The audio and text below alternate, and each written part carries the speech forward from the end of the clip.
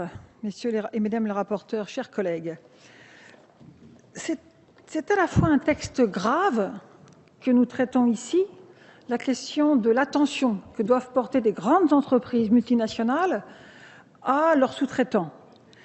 Cela paraît simple, cela paraît évident, cela paraît nécessaire, surtout après les drames que nous avons connus à la fin du XXe siècle et au début du XXIe, avec la catastrophe de Bhopal et avec le drame du Rana Plaza.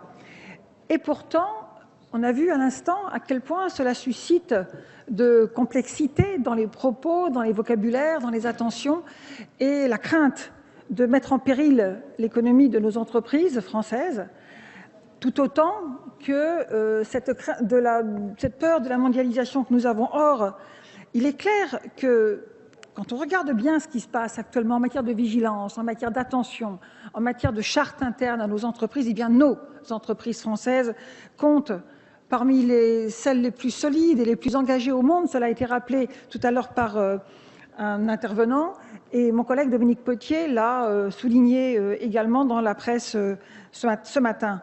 Et nous avons beaucoup d'entreprises françaises importantes de haut niveau qui font déjà ce travail en interne, qui ont déjà cette vigilance. Bien entendu, sans doute insuffisamment encore, mais elles l'ont déjà et elles comptent parmi les premières au monde.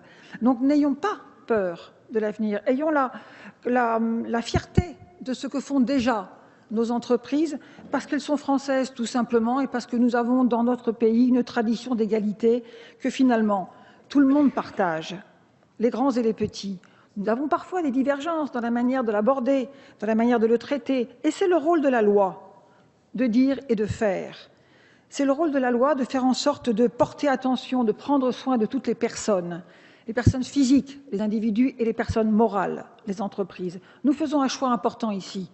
Nous tentons dans cette loi de protéger les personnes physiques pour que les personnes morales les mieux armées, celles qui exportent, celles qui importent, celles qui sous-traitent, celles qui agissent, celles qui ont des fournisseurs et celles qui nous font vivre, celles qui nous permettent aussi d'acheter fort peu cher des jouets, des vêtements, des objets, des meubles qui viennent d'ailleurs sans que nous nous préoccupions tous, bien souvent pas assez, de qui a payé quoi, de qui a fait quoi et dans quelles conditions.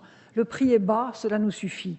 Et donc, il était important que dans cette mandature, dans cette législature, et que nous, groupe socialiste, avec mes collègues ici, à l'initiative de Dominique Potier, nous nous posions cette question-là. Pourquoi payons-nous si cher des choses si sophistiquées et ne nous posons pas cette question-là? C'est une question de devoir moral.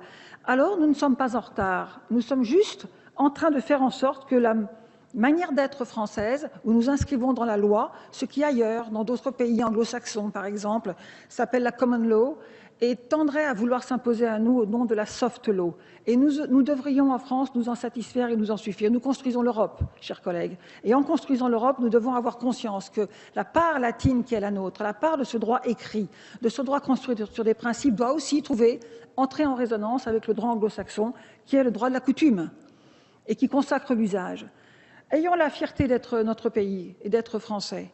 Ayons la fierté de voir et de savoir que nos entreprises, nos multinationales ont déjà ce souci-là et ne plaignons pas leur travail, reconnaissons-le et disons tout simplement que la loi s'applique parce qu'elles le font déjà pour l'immense majorité d'entre elles.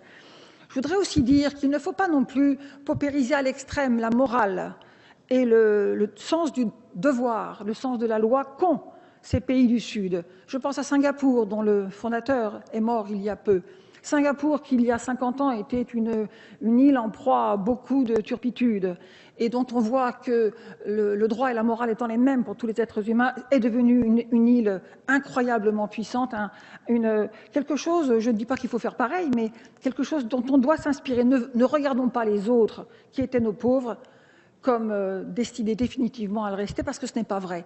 Où que ce soit dans le monde, en Amérique latine, en Asie, en Afrique, les peuples aspirent à plus de liberté, à plus de sécurité et à plus de morale. Nous faisons ici simplement en sorte que dans notre loi, nous, dans notre coutume à nous, dans nos pratiques à nous, nous écrivions ce qui se fait déjà. C'est un joli texte que nous avons fait là, Monsieur le Président. Les amendements vont l'améliorer encore. La loi François confirmera ensuite nos valeurs et je crois que tout le monde y trouvera sa possibilité et son drame parce qu'il est ouvert, les syndicats, les ONG, les associations, les entreprises elles-mêmes, et au bout du compte, cette Europe qui est la nôtre, que nous avons le devoir de construire et que nous aurons, je crois, en tout cas aujourd'hui, le courage de faire. Je vous remercie. Merci Madame Anne-Yvonne Le Dain. La parole est maintenant à Monsieur Dominique Raimbourg pour le groupe SRC et pour 5 minutes.